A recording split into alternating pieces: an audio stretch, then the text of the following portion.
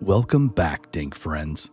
As we continue our Robot in 3 Days journey, real-world testing of field elements with common robot components can provide deep insight to teams attempting to quickly choose their path forward.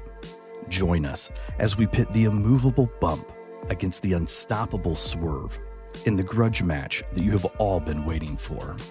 Who will emerge victorious, and what will the victory ultimately cost them? We already have some scratches on it because we've done some testing, but we're going to show you kind of what happens when we go up the ramp. So we're going to push it real quick.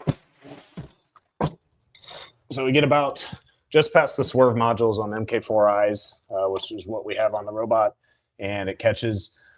We notice that it's catching the bolts on the bottom, which we have a little bit. So we're going to take it back down real quick, show you the bottom side. So bolts that are protruding and the battery, which was lower for center of gravity purposes.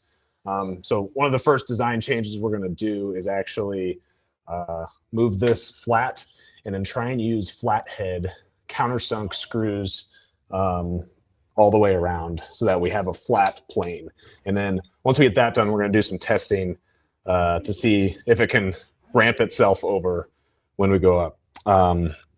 In terms of traction, we haven't done a whole lot of testing of the Coulsons on the ramp, but they honestly seem to have pretty good traction. Can you go grab the spare Coulson on the table in there? So yeah, so those are some of the things we're seeing right now. If we take it back down, let's try and run it up sideways, see if that gets us any, rotate the wheels.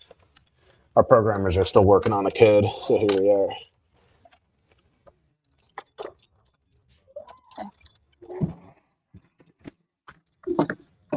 So that actually got way further. So we're able to cross if we go diagonally and we don't drop off. So that's good news. Do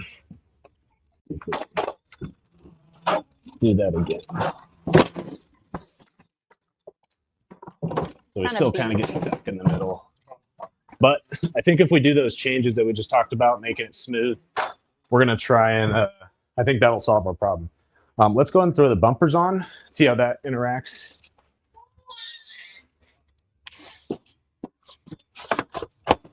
All right, so these were the bumpers from last year's robot, and they sit kind of low comparatively to other bumpers. So we may need to raise those up, but let's see how that interacts with this.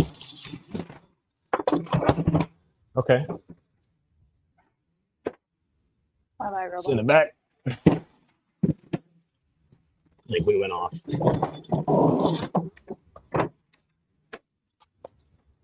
Okay, so really key learnings are you'll have to worry about your bumper height. Make sure you're not coming up. You don't want to be too low to the ground because it'll stop your motion. And then try and have the bottom remove any nuts, bolts, things protruding that'll catch on here. Smooth bottom is helpful to protect your wiring and stuff. A full belly pan on the bottom without any holes in it. So hopefully that'll help slide over top. And then really the big thing we learned is diagonal is key. Going straight on, we get caught and we'll probably teeter in the middle. So we'll try the diagonal probably first, see how that goes. So what are you going to do now? So next we're going to go ahead and take this off and make the bottom smooth and see how that affects the driving over the ramp or the bump. So yeah. A few moments later. It is toesies.